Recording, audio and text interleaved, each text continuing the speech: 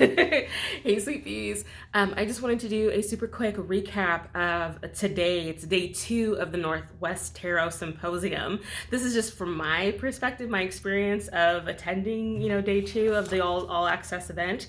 But yeah, just to kind of hit the ground running, I attended the opening ceremonies. They do have an event or like a thing that's going on from 7 a.m. to 8 a.m., but I was too busy having breakfast and coffee. So I didn't make it downstairs until 8:30. Got there right on time. Siddharth, I'm not gonna butcher his last name, is a brilliant neuroscientist, and so he was talking to us a little bit about how we feel emotion in the body, especially when it's being conjured up with tarot. And the funniest thing to me is that he had us, one of the exercises that we did is that we filled out a body map, I think is what he called it, where you can kind of color in where you feel like when you feel anger, where does that show up in your body? When you feel envy, where does that show up in your body? When you feel disgust, where does that show up in your body? And I realized, funnily enough to me, I am all torso, like torso to head. That's where I feel all my emotions. So I'm just this little, walking head with no legs. And I'm wondering if that has I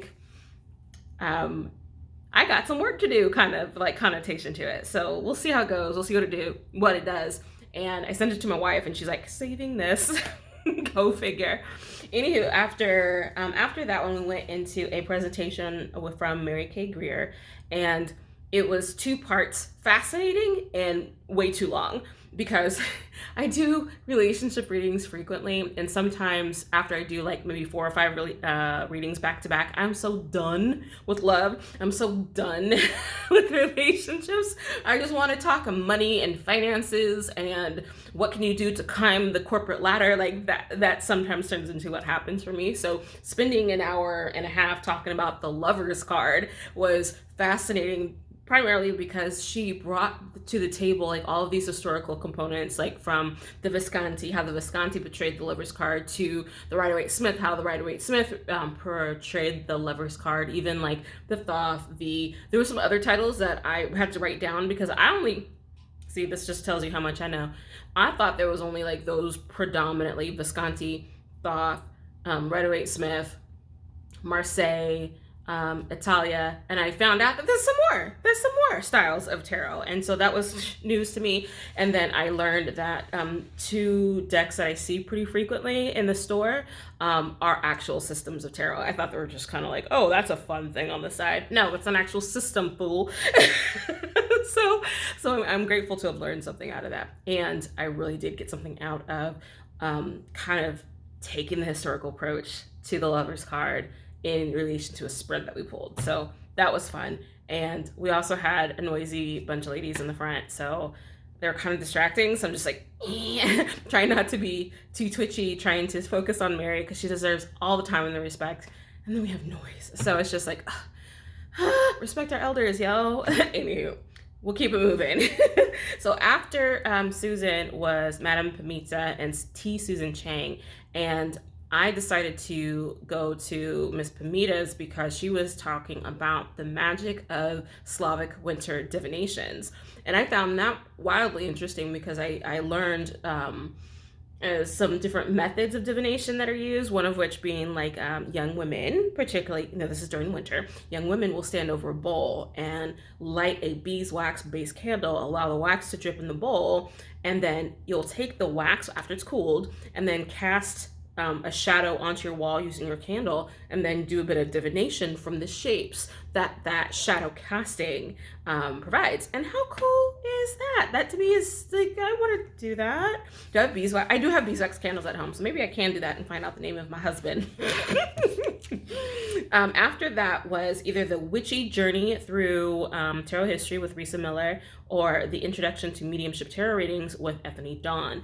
And I was about to go to Miss Risa, but I was standing at the door, just kind of like, I think I want to do the other thing. No, I really want to do something new. No, I really want to do the other thing. So I was doing this back and forth the entire time about, because today was supposed to be all new stuff, because I really wanted new information. But I've never had the chance to experience Ethany Dawn in person. So I I decided, because me and two other friends that I've kind of made while I've been here, I ran into them. They tell me they're going to Athena's. So I was like, you know what? I'm going to Athena's too. So I go in there and sit down and kind of wait and listen and the stuff that's going on before the class even starts. And it dawned on me that I need to go introduce myself to her, because I've never had the opportunity to. I've not spoken to her directly. I've participated in some of her, what was it, Tarot Summer School. I've participated in one of her astrology tarot mashups that she did. I still have that workbook, beautifully graphically designed. Just saying, whoever the graphic designer is for that stuff, go you. So I've done a few of her things, but I've not met her. And so I wanted to meet her. And so eventually I realized that one of my ladies is telling me that sorry, you can't see them pointing. One of my ladies was sitting like over here to me. One of my ladies told me that they had dinner with her yesterday and found her wildly entertaining. And I'm like, good. And so I asked her, like, would it be completely inappropriate, because she's that kind of personality, for me to just kind of run up stage and go meet her like right now? And she's like, go do it. It's kind of the expression. I'm like, okay, I'm gonna go do that. So basically I moved my stuff over, hopped up, ran to the stage. She's upstage about to go present, mind you. I run up stage and like, hi, my name is Abby. I wanted to meet you so much. I tried to meet you last year. It didn't happen. And she's like, oh my gosh, can I hug you? And I'm like, yeah. And so I give her a great big old hug. And poor dear, she was talking to me briefly. It was just a quick chit chat, but she was talking to me about how she hasn't had enough sleep. She's kind of in this like fever dream style of what's going on, because like similar to me, I've only slept like 4 hours last night, 2 hours the night before, so we're all running on no sleep. She's super intuitive, so she's hearing things, talking to things, those kind of stuff. Like, honey, I understand. Luckily I don't have the same issue that she seems to have when she's in hotel rooms, where she kind of gets all this like mixed energy and information. I seem to be really good at just shutting down. So when I'm in environments like this, it's like I turn the volume down or I turn the volume up, depending on what my needs are. And in places like this, I can turn the volume down, sleep like a baby with enough pillows under my head. So luckily I'm doing all right there. But yeah, we chit-chatted for a quick sec. She then ran into her presentation, and honey is wildly funny, and just she's a weirdo, and I dig it, and she's funny, and she's quippy, and she did a reading for one of the ladies that was there, and it was just so adorable, like all of that endearment. The reason that I was kind of on the fence about even participating in mediumship tarot readings is because I do that already. That's part of my work. That's part of my personal private practice. It's part of the skill set that I share to others or teach to others. And it's like, I don't really need to see how somebody else is doing it, but at the same time, I really need to see how other people are doing it. So I really enjoyed actually her perspective on a lot of things. It's really similar to mine. So it's like, our brains, I get it. So that was interesting and endearing. So I was really appreciative of that. And the spread that she gave us was straightforward, to the point. I love those. And the work that we ended up doing for each other was freaking adorable. So luckily I had the opportunity to be the guinea pig for my table and had them pull a spirit that I was thinking of, and got some information that I recorded, and just like, I didn't cry, but it did give me heavy warm feelings in my chest. So I do think my grandmother was knocking, well, it was my grandmother, was knocking on my chest, letting me know, the validity of the information and the fun stuff that was coming through. So I was so proud of the ladies that learned how to do this, and getting the opportunity to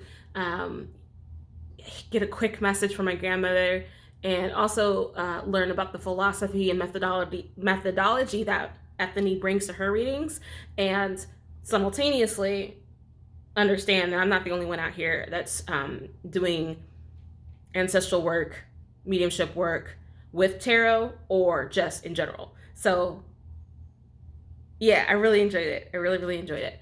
I tried, this is how I know I'm an Aries. I was trying really hard to not do the whole, oh yeah, I do that game, because that's not attractive, right? So definitely trying to like turn down the I know lens down, because I'm an Aries. Well, Aries is I am, right? And so sometimes it turns into I know because I already am, that kind of thing. So try to turn that down, turn that volume down. and just enjoy the experience. And so I laughed and I was focused on her, and it was fun to listen to the stories and to giggle with everybody and to sit and chat with her after class is over. She signed a deck. I got a new deck. That was awesome. I'm actually going to keep that one. So that was better than I thought it was going to be. And after that, then it was on to the next session, which was either going to be Ellen Lorenzi Prince or I wanted to say Miss Marie, Terrell Lenormand or Lenormand. Why not both? Was the class there, and I've had the idea, and I've kind of done it privately on my own, to blend the use of tarot cards, especially minis, in Lenormand style houses, and do a reading based on that. And she simplified it further of taking a symbol out of that tarot card and reading that symbol like a Lenormand symbol. Not even like a Lenormand symbol. It was just like, take a symbol out of the card. So it really wasn't based on either style. It was just the methodology was based on the like Lenormand Grand Tableau. So we did that. Funny fact, funny thing, I'm sitting here making notes because I have to write this stuff down or it's never going to stick. So I'm taking notes on each individual card. I find the symbol that resonates for me. I apply a little intuitive meaning. I write it down and move on to the next card. And this is 36 cards deep that we're going to do this, right? I make it to card number 12. And I'm starting to get a pattern here where it's talking about us getting locked in and engaged in the process of moving. Like, getting a house moving. And my wife and I just decided this maybe like 2 or 3 days ago that we're even going to do this because we had some stuff go down near the house. So we're just like, oh Jesus, oh Jesus, no, we're just gonna go ahead and go. And so we just decided that we're going to go ahead and let our landlord know that we're actively considering moving sooner than we had planned. And what does she need from me? So we sent that email out. I'm doing the spread, and I'm getting information about that. So I'm thinking, oh good, we're getting engaged. That's awesome. How cool is that? Tell me why I get the notion to check my phone and there are 2 houses in my inbox that my wife just sent me about. I'm okay with that. So it was just so ironic to me that I had to like interrupt class. It's like, hey, so I'm doing this reading right here just to show you how cool this is to me. I was just talking about houses and how we're going to be moving, and we're getting kicked in and engaged. Like, we got our boots in the stirrups, which was one of the symbols that showed up for me, and we're getting engaged to go do the thing. And my wife just sent me 2 houses that she found that we're probably going to go look at. So I'm just saying, that was kind of awesome. So I finished that up. My brain was basically done. I was spent at that point, and I needed to go ahead and leave at the time of the class ended and go ahead and head to Target to go run some errands and grab some snacks for later tonight. So yeah, tonight at 7, which started about 20 minutes ago, is bingo with Roger and Ethany, and I got some stuff to do in here. I got some work I need to take care of, and I got 2 readings to do. Excuse me, 3 readings to do. And I also got some work to follow up on and some messages that are coming in that I need to take care of. So that is what I'm going to do. Oh, I bought some new mascara at Target. So hopefully, I won't have this whole smearing of the mascara thing. So I have 2 that I'm going to try out tomorrow. Oh, tomorrow's the last day. Tomorrow, actually, I'm just going to try it out tonight just to see how the application goes. And then if it's good, then I'll wear it tomorrow. And if it's not, then, screw it. I didn't spend that much, so it'll be fine. But yeah, that was a recap of day number 2. Tomorrow is the last day, and I'm sad and I'm annoyed at someone who's messaging me relentlessly. It's not the messages that are bugging me, it's the context. It's the context, but we will live. All will be fine. And I do know how to handle myself with dignity and grace. And of course, I'll share that with messages that are coming in. Anywho, you guys take care. It's been a grand old day, and I cannot wait until tomorrow. So yeah, we'll record another one tomorrow to kind of give the highlights of what went down. And I'll probably post this, if not tonight, then tomorrow. So yeah, you guys take care. Have a great rest of your night. All right, bye.